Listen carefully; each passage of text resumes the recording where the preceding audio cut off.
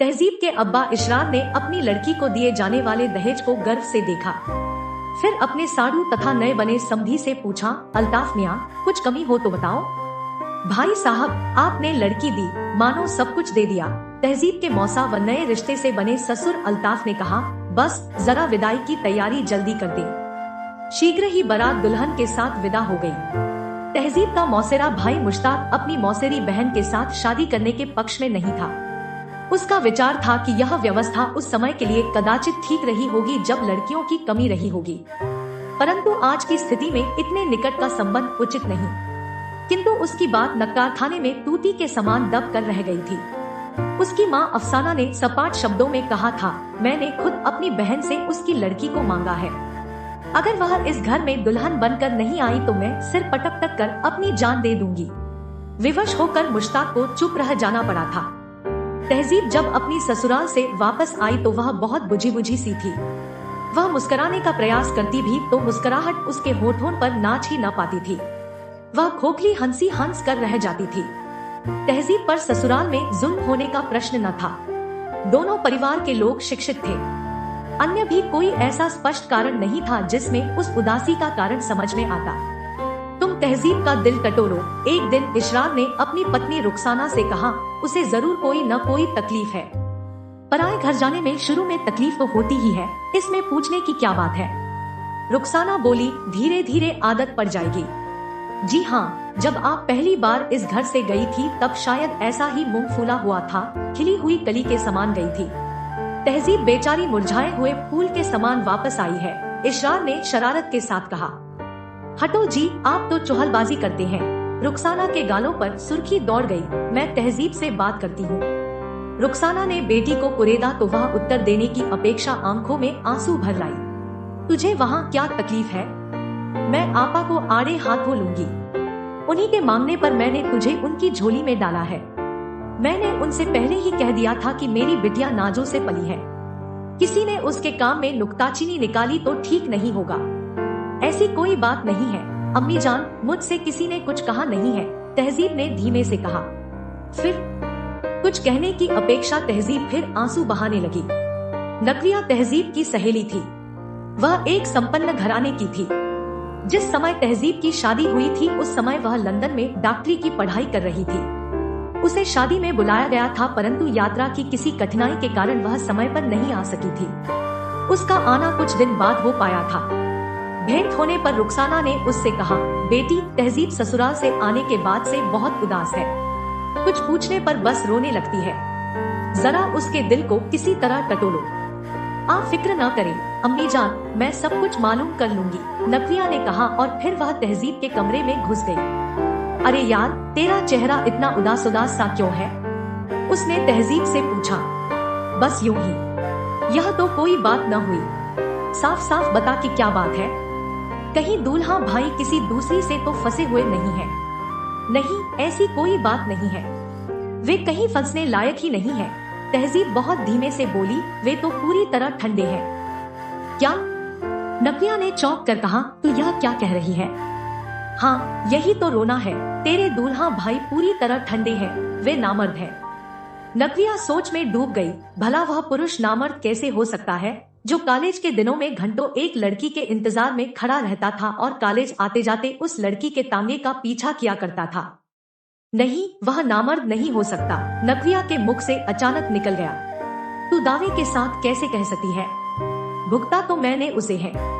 एक दो नहीं, पूरी 5 रातें।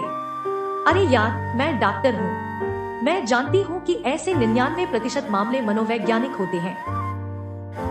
लाखों में कोई एकाध आदमी ही कुदरती तौर पर नामर्द होता है। तो शायद तेरे दूल्हा भाई उन एकाध में से ही है। तहजीब मुस्कुराई। अच्छा, क्या तू उन्हें मेरे पास भेज सकती है? मैं जरा उनका मुआयना करना चाहती हूँ। भिजवा दूंगी, जरा क्या, पूरा मुआयना कर लेना। तेरी डॉक्टरी कुछ नहीं करने की। तू जरा भेज तो सही। नकविया ने इतना कहा और उठ खड़ी हुई। तहजीब की माँ ने जब नकविया से तहजीब की उदासी का कारण जाना तो वह सनसनाती हुई अपनी बहन के घर जा पहुँची। उसने उनको आड़े हाथों लिया। आपा, तुम्हें अपने लड़के के बारे में सब कुछ पता होना चाहिए था। ऐसी कोई कमी थी तो उसकी शादी करने की क्या जरूरत थी? मेरी लड़की की जिंदगी बर्बाद कर दी तुमने। छोटी, तू कहना क्या चाहती है? मुश्ताक की माँ अफसाना ने कुछ न समझते हुए कहा। अरे, जब लड़का हिजड़ा है तो शादी क्यों रचा डाली? कम से कम दूसरे की लड़की का तो ख्याल किया होता। रुखसाना हाथ नचाकर बोली। छोटी, जरा मुंह संभाल कर बात कर। मेरी ससुराल में ऐसे मर्द पैदा हुए हैं जिन्होंने 3 से 3 औरतों को एक साथ खुश रखा है। यहाँ शेर पैदा होते हैं, गीदड़ नहीं।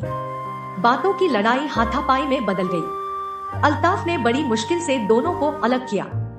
रुखसाना बड़बड़ाती हुई चली गई। इस प्रकरण को लेकर दोनों परिवारों के मध्य बहुत कटुता उत्पन्न हो गई। एक दिन अल्ताफ और इशरार भी परस्पर भिड़ गए। मैं तुम्हें अदालत में खींचूंगा, तुम पर दावा करूंगा। दहेज के साथ साथ और सारे खर्चे न वसूले तो नाम पलट कर रख देना, इशरार ने गुस्से से कहा तो अल्ताफ भी पीछे न रहा। दोनों में हाथापाई की नौबत आ गई। कुछ लोग बीच में पड़ गए और उन्हें अलग अलग किया। दोनों तब वकीलों के पास दौड़े।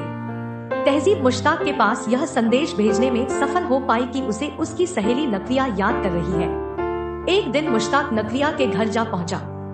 आइए आइए, नकविया ने मुश्ताक का स्वागत करते हुए कहा। मेरे कॉलेज जाने से पहले और लौट कर आने से पहले तो मुस्तैदी से रास्ते में साइकिल लिए तांगे का पीछा करने को तैयार खड़े मिलते थे, और अब बुलाने के इतने दिन बाद आए हो। नकविया ने मुस्कुरा कर यह बात कही तो मुश्ताक झेप गया। फिर दोनों इधर उधर की बातें करते रहे। तहजीब के साथ क्या किस्सा हो गया? मैं उसकी सहेली होने के साथ साथ तुम्हारे लिए भी अनजान नहीं हूँ। मुझे सब कुछ साफ साफ बताओ, जिससे दो घरों के बीच खिंची तलवारों को म्यानों में पहुँचाया जा सके। मैं बचपन से तहजीब को अपनी बहन मानता रहा हूँ। वह भी मुझे भाईजान कहती रही है। उसके साथ जिस्मानी ताल्लुक रखना मेरे लिए बहुत ही मुश्किल काम है। तुम ही बताओ, इसमें मेरा क्या कसूर है? नकविया मुश्ताक को कोई उत्तर नहीं दे सकी। तब उसने बात का पहलू बदल लिया। वह दूसरी बातें करने लगी। जब मुश्ताक जाने लगा तो उसने वादा किया कि वह रोज कुछ देर के लिए आएगा, जब तक कि वह इंग्लैंड नहीं चली जाती।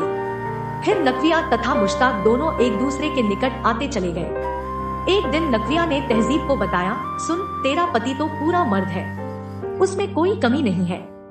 उसके दिल में तेरे लिए जो भावना है उसे मिटाना बड़ा मुश्किल काम है। फिर नकविया ने सब कुछ बता दिया। तहजीब बहुत देर तक कुछ सोचती रही, फिर बोली, उनका सोचना ठीक लगता है।